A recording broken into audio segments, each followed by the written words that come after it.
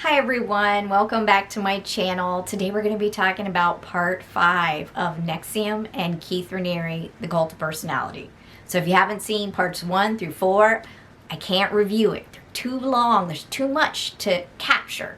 So you gotta push stop right here, go back and watch the older videos, and then jump back in with us. We'll be right here waiting. So let's get into it, shall we? November 2016. Living girlfriend Pamela Fritz, who had been the daughter of DC socialites. So she had money. She dies of renal cancer. And allegedly, some people believe that there's a possibility some of these ladies had been poisoned because almost everybody who lived in that house with Keith ends up with cancer. Now, not the same kind of cancer, but cancer. And also the pets allegedly got cancer too. The only one that didn't was him. And he would give them certain things like certain drinks and something called like dodo balls or doo-doo balls, or I don't know. He was giving them something. So maybe one day that'll be looked into, maybe not. I mean, he's going to be in jail for 120 years, so sometimes they don't even bother opening up a case. But regardless, she dies of renal cancer, and allegedly she was placed in a bathtub with ice. I don't know if she was also one of the ones he wanted cryogenically frozen, but all right, just so you know, Raniere inherits her approximately $8 million estate, which money now is allegedly frozen by the IRS, because one person you do not cheat and you do not miss out paying is the IRS, and they will reach and get that money once it was, to be put in his name or him to be a beneficiary of it. And if he hasn't paid his taxes, on all these businesses and stuff, or whatever, they're going to reach in, they're going to grab that money, they're going to freeze it, they're going to eat it up, and if there's anything left over, it'll probably go to his descendants or any of his victims, all right? Because you got fines and you got restitution in addition to the 120 years. So he's not going to see that money. That money's not going into his commissary. DOS was created in 2015, and we've gone over that whole structure and the concept of it. I want to talk about another person that came forward. She testified at trial. Someone that's not famous. If you read the books and you watch the documentaries, you're hearing about the famous folk. There's a lot of people that he abused and manipulated that aren't famous. So I thought I'd give a little voice to them.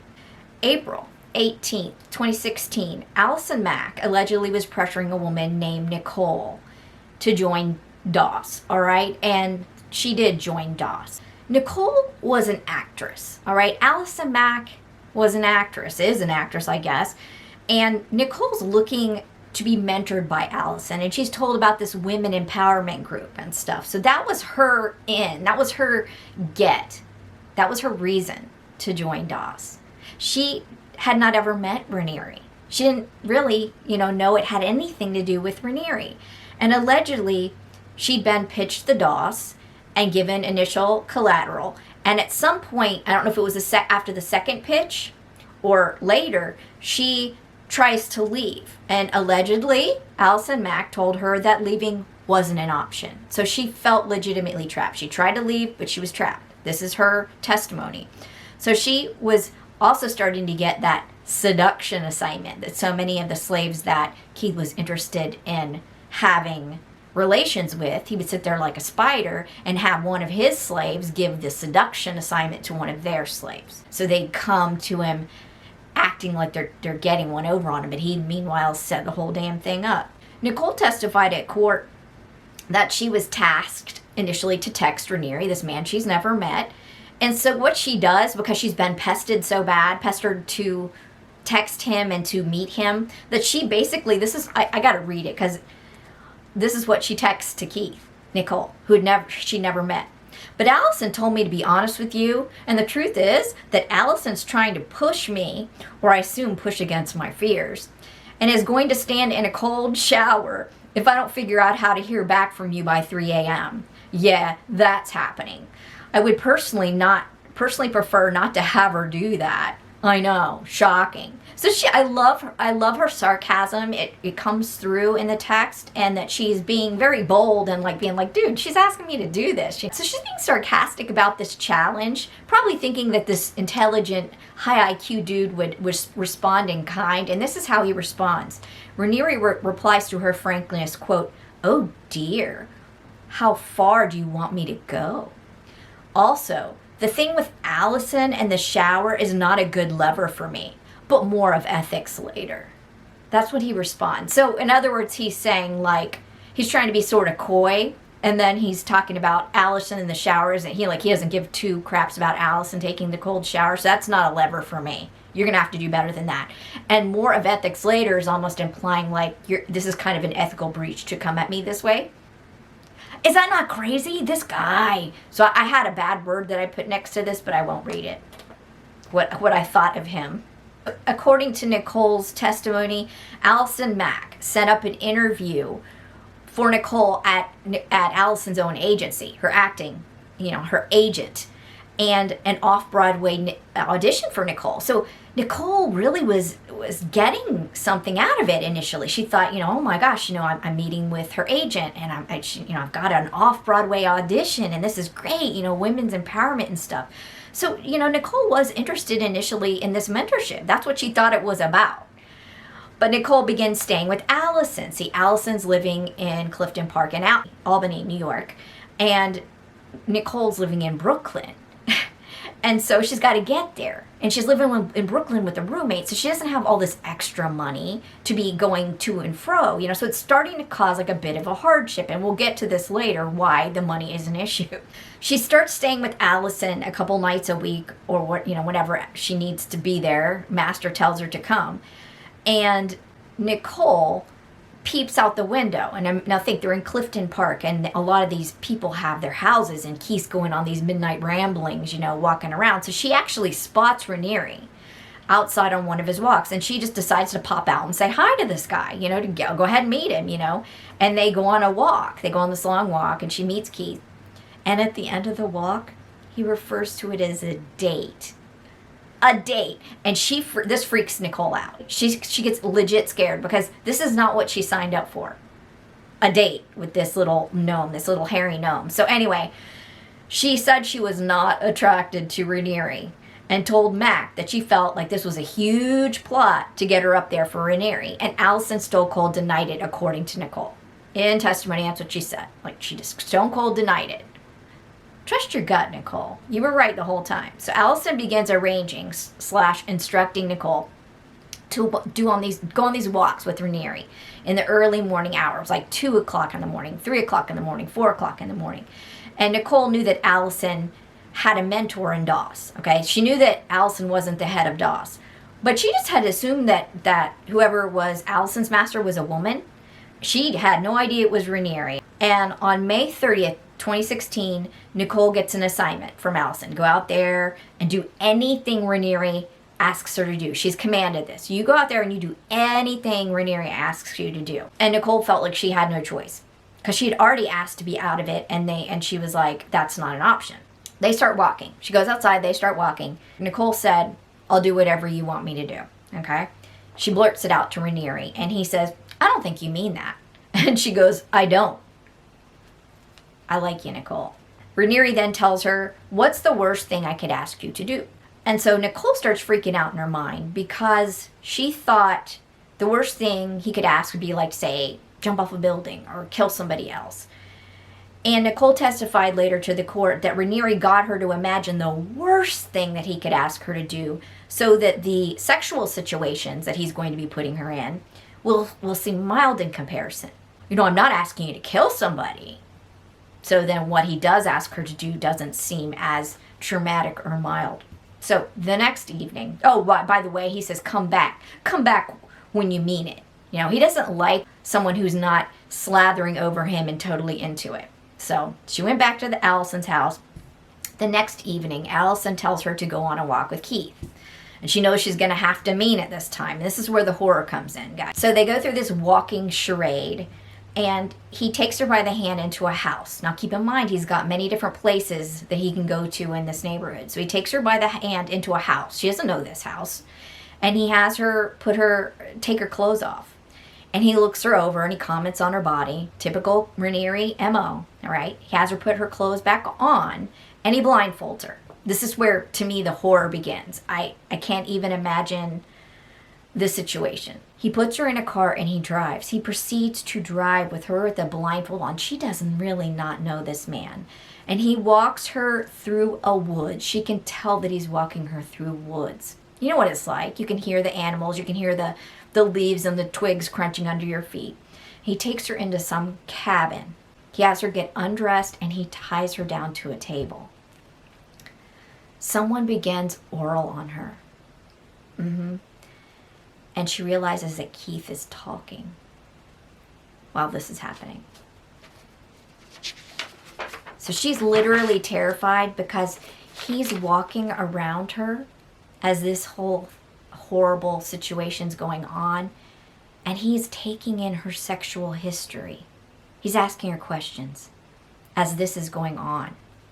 And she knows that there's somebody else obviously in the room, and it's not Keith doing it, which is an added level of horror. How many people are in this room, right? Could you imagine the utter frozen terror you would be in? So he's walking around asking her details about her sexual history. Thankfully, it eventually stops. She gets her clothes put back on her. She gets placed back into the car.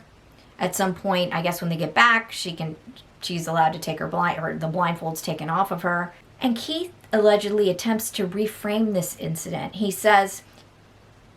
She said, he wanted me to know that nothing bad had just happened and that I was a young woman who was allowed to be sexual, and I was not in a relationship, so what happened wasn't bad. She asks, can I go? And Raniere tells her not to tell anyone what had happened. And the cycle of abuse continues. Eventually, Raniere admits to Nicole that he's Allison's master and her grandmaster now.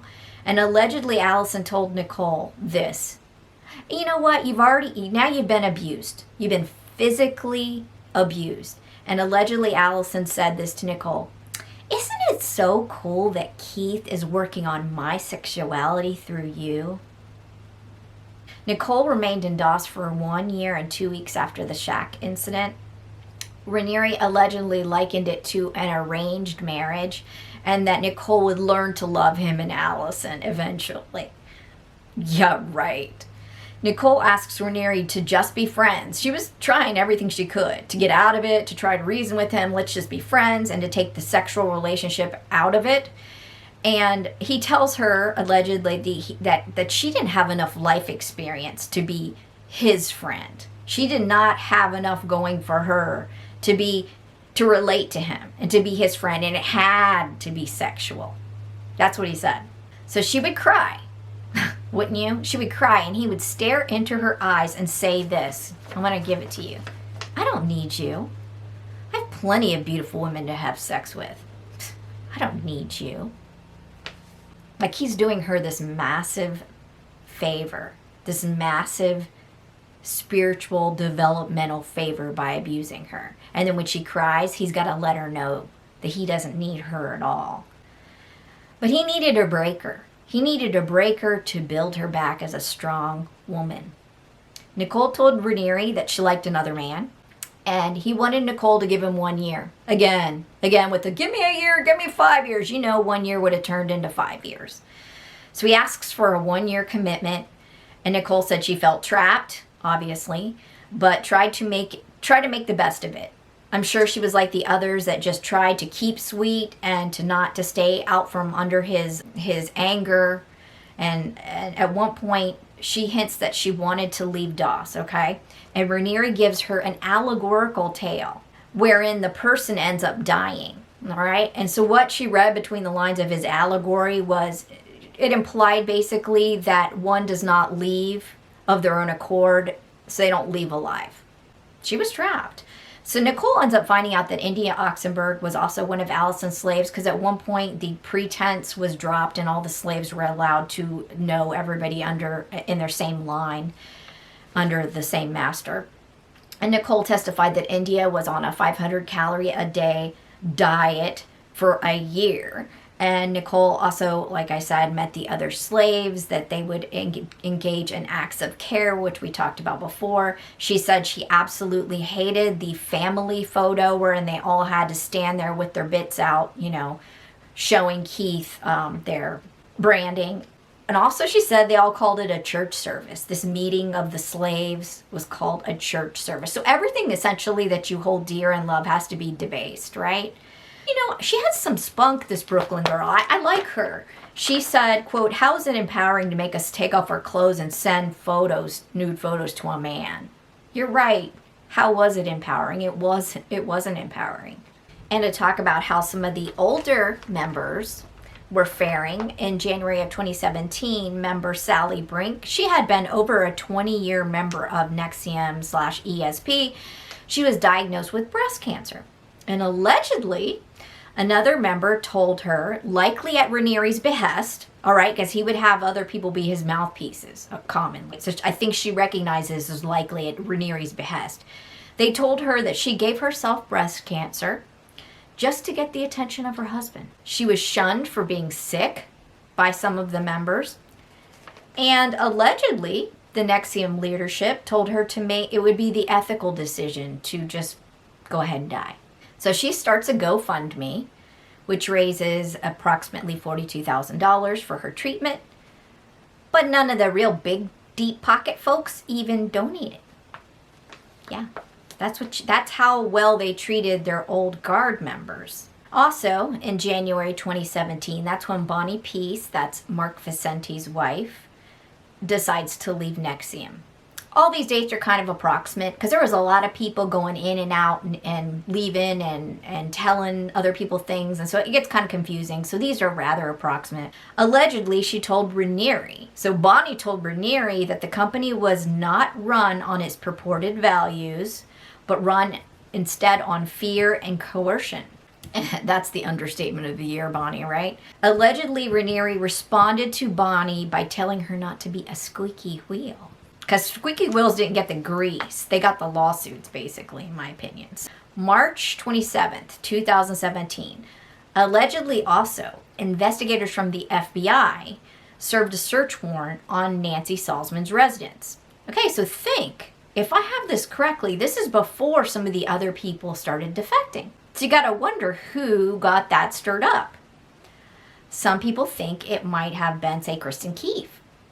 Just saying, the Vicentis of the world weren't the only folks that were raising red flags, allegedly. Nancy Salzman's residence is raided by the FBI, and they seized computers. They seized a box with file folders, and I think you see a lot of the names on the files are some of the defectors and people that they had lawsuits against, and seized from a crawl space and from other locations boxes and bags with large sums of cash, allegedly all totaling $515,000, $500,000 and change. Okay? Cash money sitting around Nancy Salzman's house. 2017, this is also Mark Vicenti's time, where he's the director of What the Bleep Do We Know? You know, he'd been in a cult before. His wife Bonnie's now, she's, yeeted herself out of the group in January.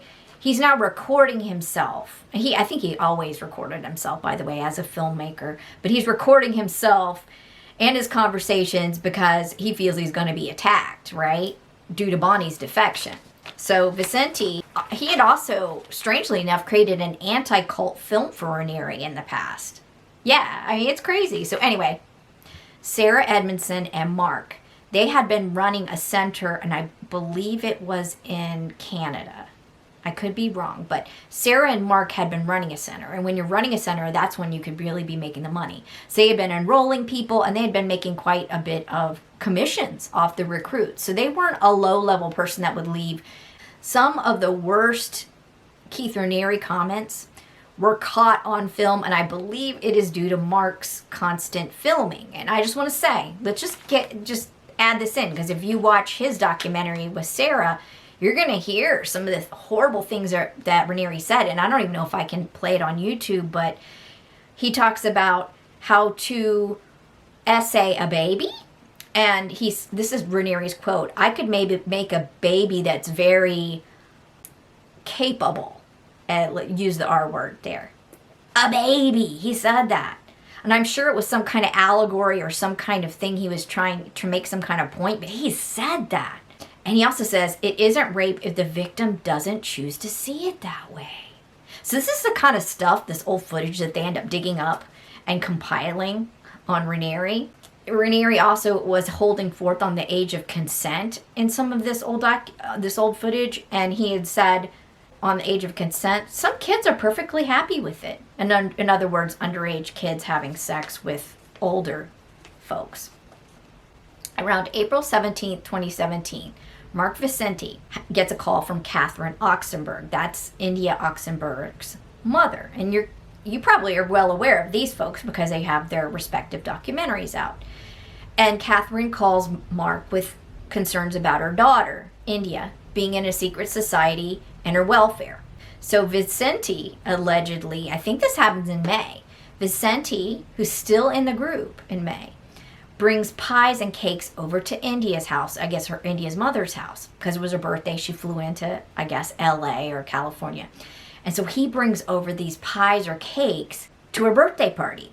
And I think India actually answers the door at her mother's house, and then she gets the pies and the cakes from Mark, but he just freaks out. And I believe this is in the trial testimony. You don't hear about this in the documentary, strangely enough, but he freaks out on her in urgency and in fear. He freaks, and he expresses concerns for both of them. And apparently he was terrified, and he raised his voice at India, okay? And he said that he may have told her that her life was in danger, and allegedly India then, of course, is terrified, and she calls Raniere. Okay, so that, to me, is when Raniere really gets the heads up that people are defecting, they're talking, and all this stuff. May/June 2017 is where Sarah defects, because Mark and Sarah start talking. See, for months, she'd been hiding that brand from her husband, Nippy. Okay, yeah, her husband, Nippy. She had hid that brand from him. I don't know how she did it. So Sarah and Mark, I already mentioned that they had been doing well off NXIVM, making good commissions, making good money. They star in a documentary called The Vow. India's documentary is called Seduced. Sarah ends up signing over the Vancouver NXIVM Center to Lauren Saltzman.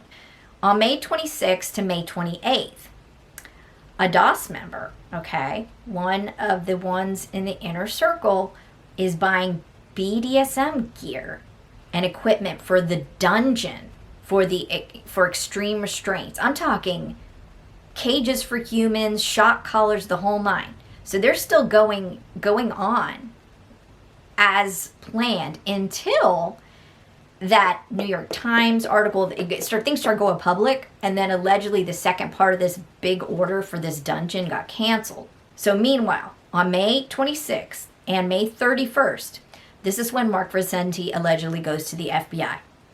And he's speaking also with Sarah multiple times on those days. So he's calling the FBI and he's calling Sarah and he's trying to get everything allegedly just accurate to the FBI.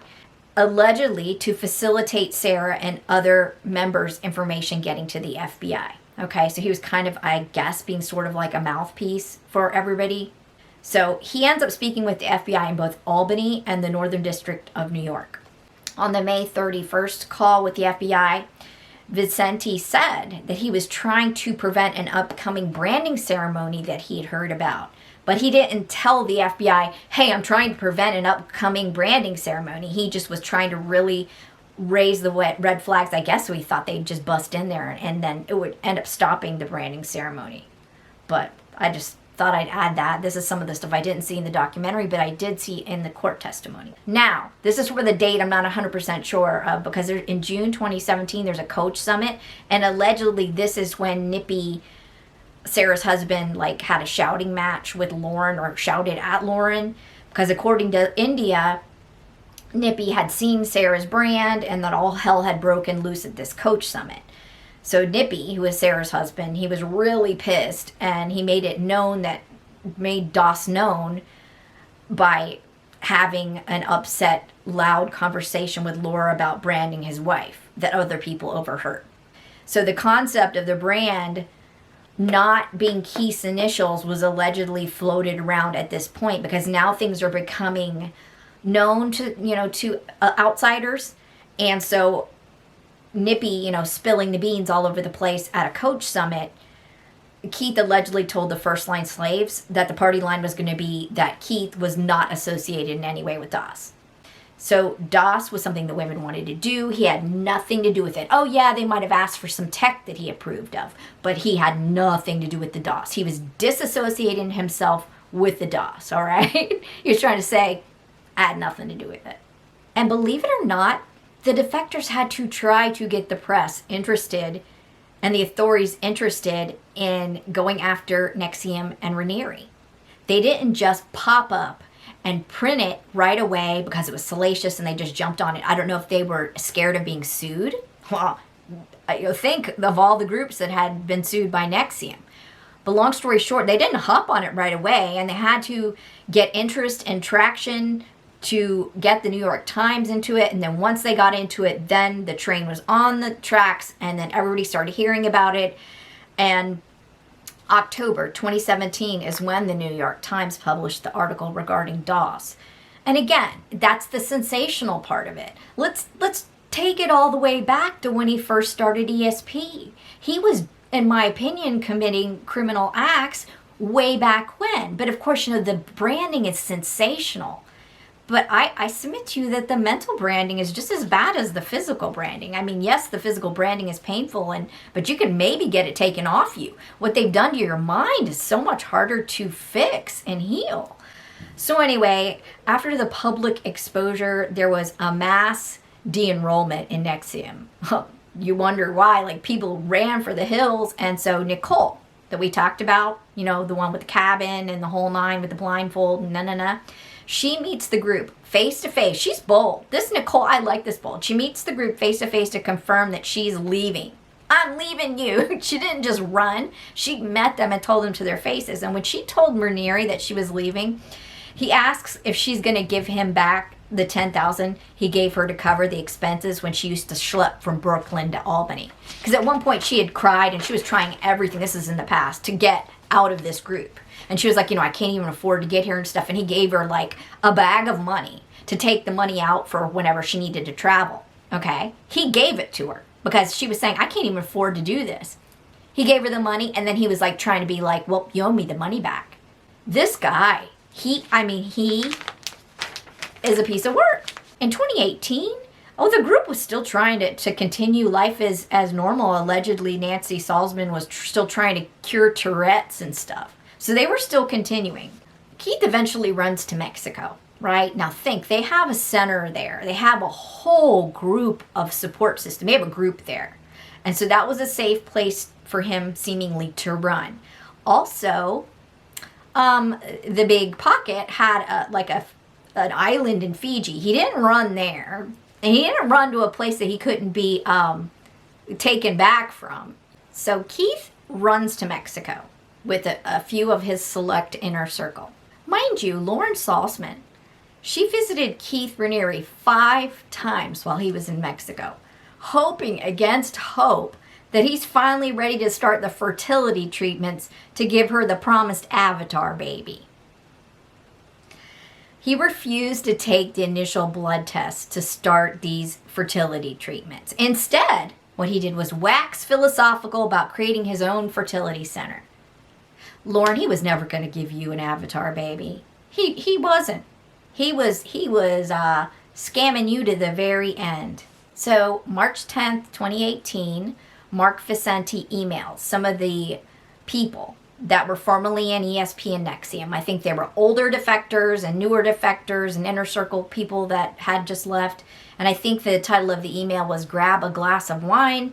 And he spoke about how he had talked to over 20 women who were Raniere's lovers or slaves. And Vicente wrote about Nancy Salzman and that how he had instructed the video department to remove some unkind comments she had made in videos. I mean, he spilled the tea about everything. He was kind of like trying to put it all together, and he put it in an email, and he spilled the tea out. So yeah, that also got more eyes open. Just like anything, just to get off my notes, anytime that people start getting out of, say, a cult, and then they go on the internet and say, like, read things that they weren't supposed to read before, and they read all the other people's accounts throughout the years, and that's like their eyes are getting open. And that was kind of, I think, kind of what he was doing, like letting people know this is what happened, this is what has been going on that maybe you didn't know about because you were in a bubble. 17 days later, after he sends this email, Vicente is documenting this whole thing, what will later appear on HBO. And sometimes people wonder why, once India's documentary came out, and then you had Mark's, and it was like her mother's in Mark's documentary, but then in India's it's like kind of doesn't mention Sarah as much and Mark, and it's like wondering if there's maybe like some kind of a broken relationship. I don't know, but one thing I can tell you is that seemingly Bonnie and Mark went to the restaurant that India was still working, because she was still in the group. So it was like March 27th, give or take. And India just happened to not be at the restaurant. But they're like going around with the film crew, you know. And so, like I said, there's a film crew nearby. India's trying to, you know, work. And the gangs run to Mexico, leaving her to fend for herself, basically. And the last time Vicente had allegedly seen India is when he went and dropped off the pies and freaked out on her, you know. And now he's going around with a small film crew. And at the trial, the defense, Keith Raniere's defense, was trying to imply that him going around with the film crew was a tool to get people to see things his way and exert pressure. Well, I mean, it was his perspective on NXIVM, but now he's capturing it with the film crew. And I don't think that rubbed India the right way. And I can't blame her. You know, it's like she was getting it from all sides. So India does eventually leave the group. She finds a flash drive with incriminating evidence against Raniere and hands it over to the prosecution, which of course helps her be an unindicted co-conspirator. So Keith, he's in Mexico, and he's arrested in, I think they said Puerto Vallarta, but I think it's Chancala, Mexico, March 2018. And he's hiding. When they finally get hands on him, he's hiding in a walk-in closet with Lauren Salzman in the bedroom of that room, protecting him, basically. I mean, he is just a child. He is just a big old baby, isn't he? He's a big old baby expecting the women to protect him. April 19th, 2018, the defendant, Keith Raniere, Allison Mack, they're charged with federal sex trafficking and conspiracy for the sex trafficking. July 23rd, 2018, the defendants Claire Bronfman, Nancy Salzman, and Laura Salzman, and also Kathy Russell got charges. So on May 7th, 2019, United States versus Keith Raniere was heard in the Eastern District of New York. The trial happened between May and June of 2019, about 6 weeks, jury trial. He denied his culpability in these crimes, by the way. He denied it. He was not ashamed, and Raniere allegedly also offered a reward for dirt on the prosecutors or the judge. Guys, this is not a way to, you know, win friends and influence the judge. I know, it's crazy. In their opening statement, the defense argued the following in Keith Raniere's trial. The issue isn't control. The issue is intention, ... And what you will see is that this is something these people signed up for. The defense argued things like the naked photos of the women, quote, were not sexual. Really? When you're up close and personal, like your hustler, that's not sexual. Okay, all right.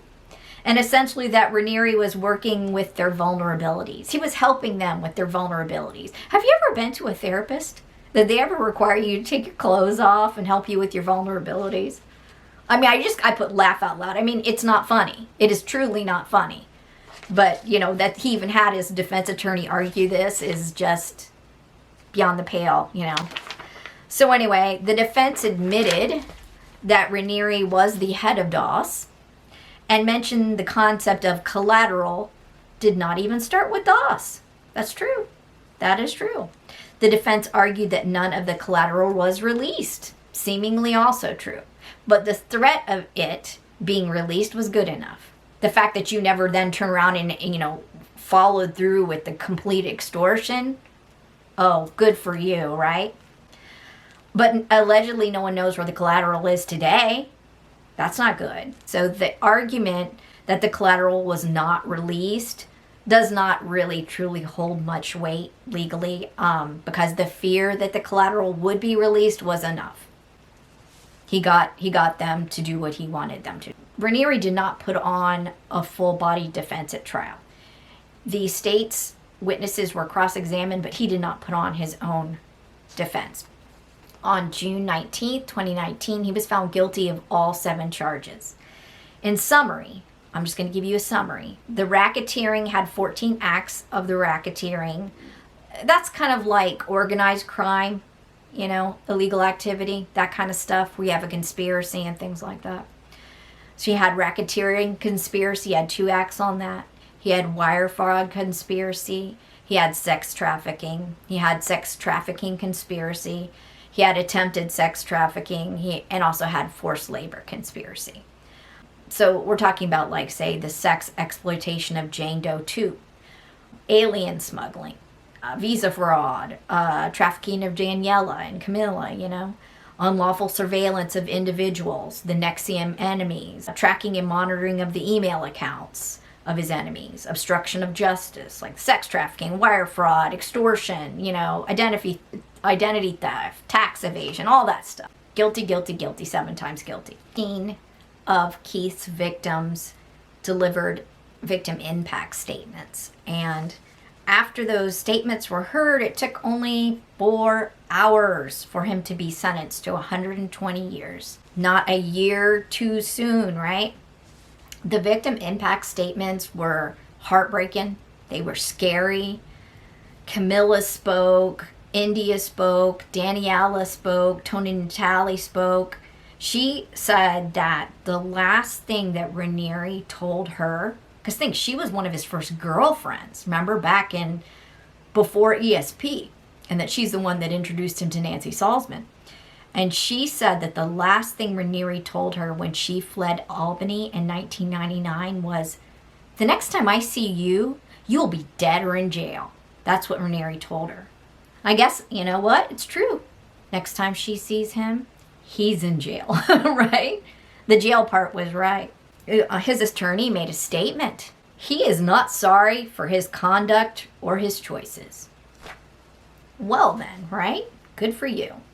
On March 13th, 2019, NXIVM co-founder Nancy Salzman pled guilty to 1 count of racketeering conspiracy, predicate acts of identity theft, and altering of records for use in a criminal proceeding. Nancy admitted that she had planned, quote, invasions of privacy regarding other people's email accounts, and had, quote, edited recordings which were supposed to be turned over in a lawsuit. I think we've already talked about what those acts were in a previous video.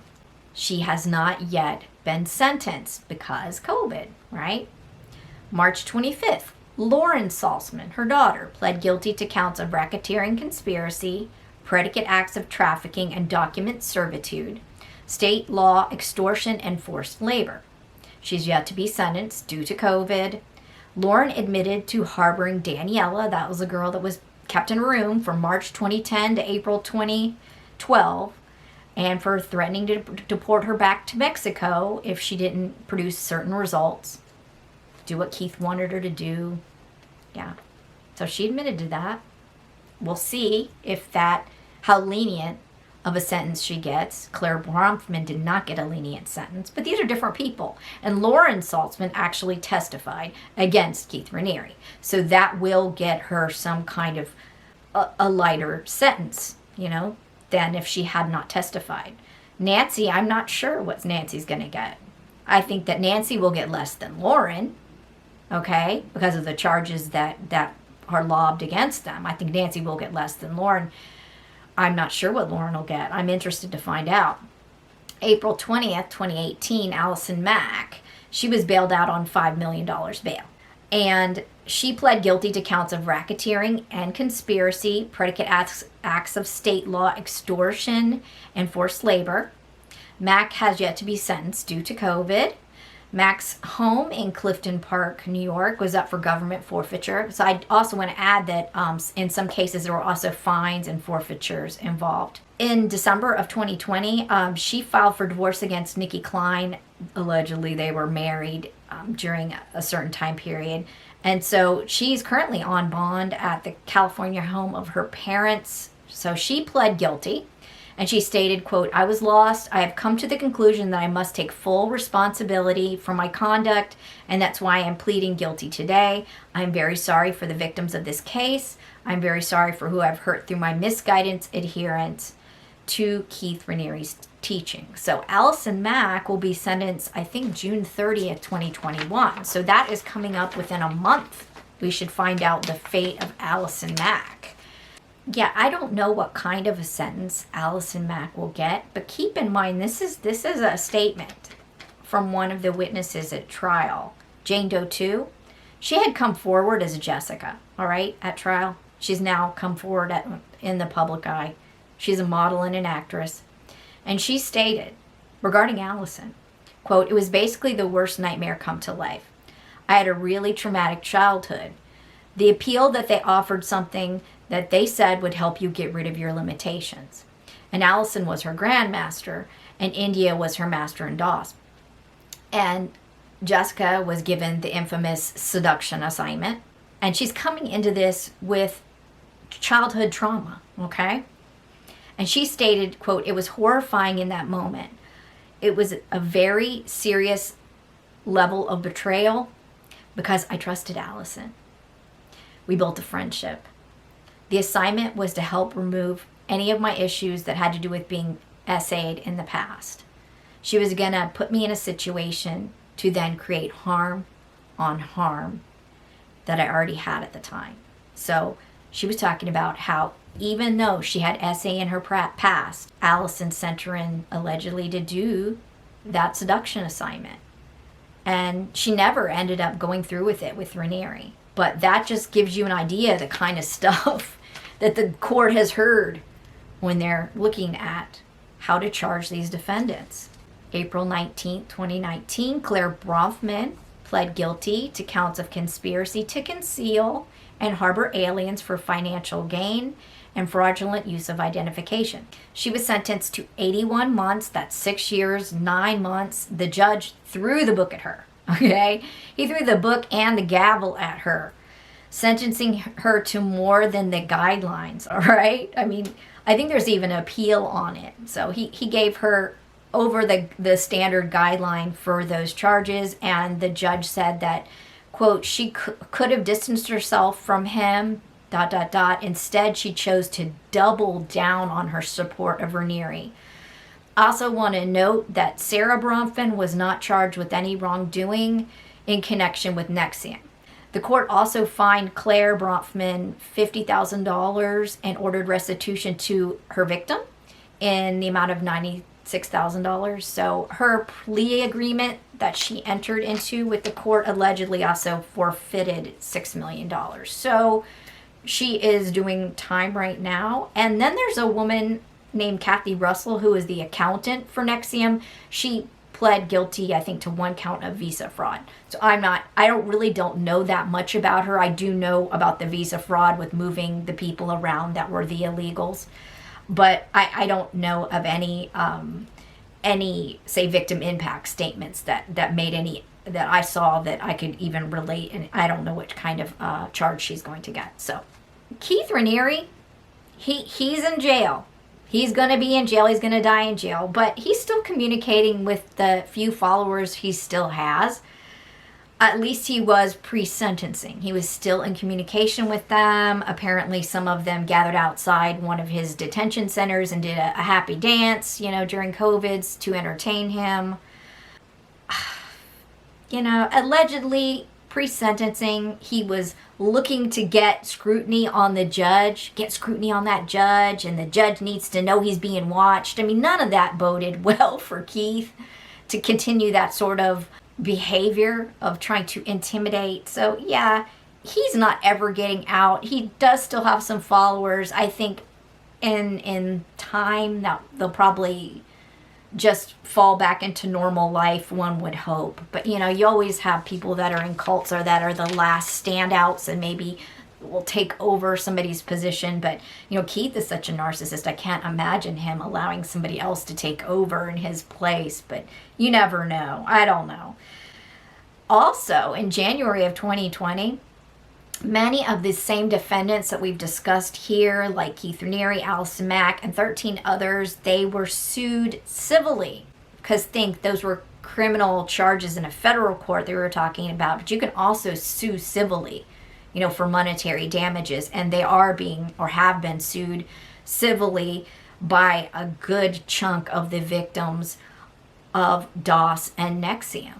So they, you know, even if you find yourself that you've done your time and you're free, you could still find that you owe these folks money because they've sued you in a civil court. So that's all, folks. That's all. I think the takeaway from this is to just always trust your gut.